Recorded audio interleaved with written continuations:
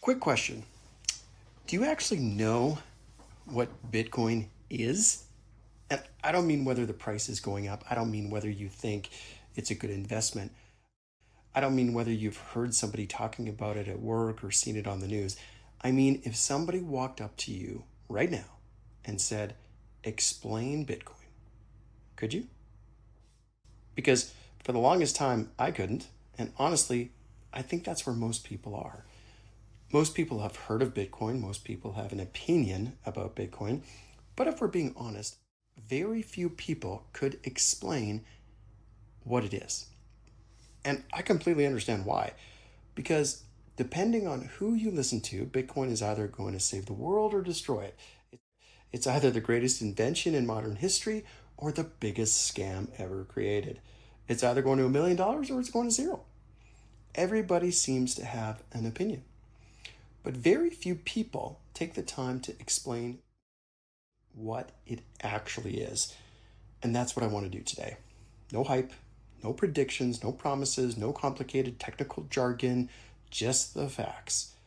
Because whether you end up loving Bitcoin or hating Bitcoin, I think you should just at least understand it before making up your mind. And here's the funny thing. Once I finally understood Bitcoin, I realized it wasn't nearly as complicated as I thought it was. In fact, many of the systems we already trust every single day are far more complicated. We've just gotten used to them. So let's start with the most basic question possible. What is it? What is Bitcoin? Like, for real, what is it actually? The funny thing is, we use things every single day that we don't fully understand. Take the internet. Do you know exactly how the internet works? Like, really works. Could you explain how information leaves your phone, travels through cables under oceans, gets routed around the world, and somehow appears on someone else's screen in seconds? Probably not. Neither can most people. Yet, we use it every day. Think about the banking system or the app on your phone. When you open your account and see your balance, what are you actually looking at? Can you touch that? Can you point to your exact pile of money sitting in a vault somewhere? No. You're looking at some numbers on a screen, a digital record, a ledger. Most of our financial system already works digitally. We just don't think about it that way. And that's where Bitcoin starts. Not with investing, not with Lamborghinis, not with getting rich.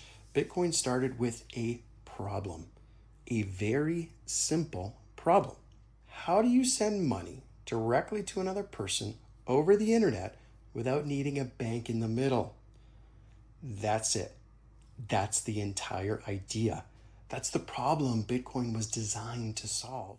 And the story of how it happened is one of the most fascinating things I've ever come across. Because Bitcoin didn't start with a company. It didn't start with venture capital. It didn't start with a billionaire founder. It started with a document, a 9-page PDF. In October of 2008, someone using the name Satoshi Nakamoto published a paper called Bitcoin, a peer-to-peer electronic cash system. 9 pages. That's it. Think about that for a second. The terms and conditions on your phone are probably longer. Actually, they are. Your mortgage documents are definitely longer than that.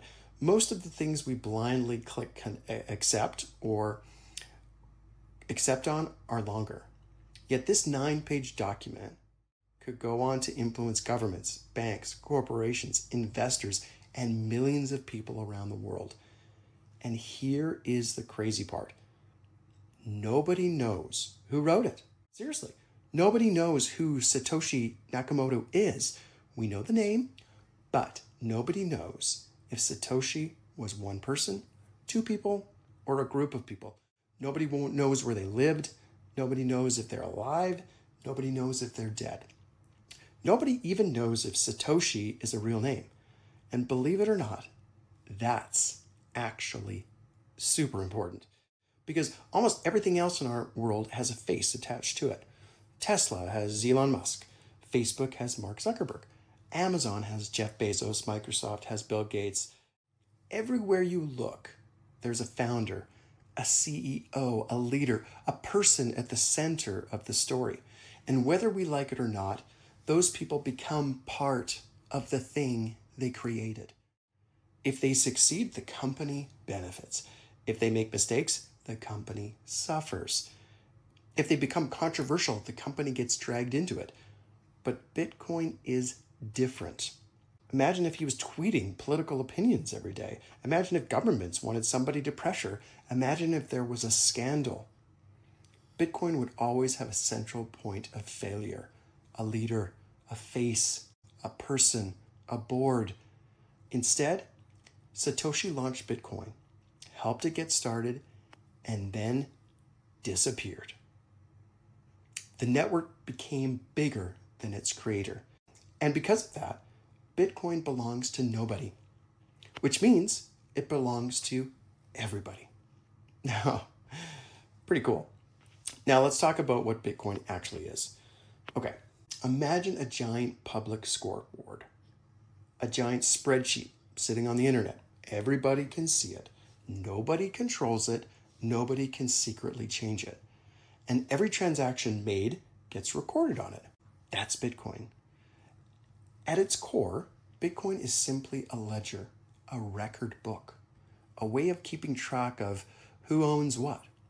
The difference is that instead of one bank controlling the ledger, thousands of computers around the world keep copies of it and verify that the rules are being followed.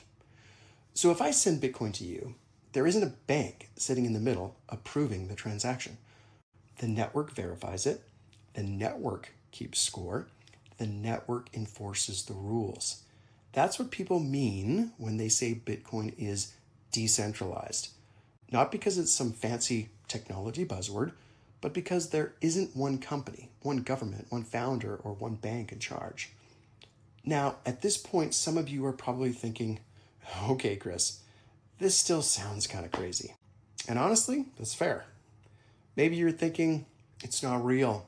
It's just numbers on a screen. It's backed by nothing. You can't hold it. What if it disappears?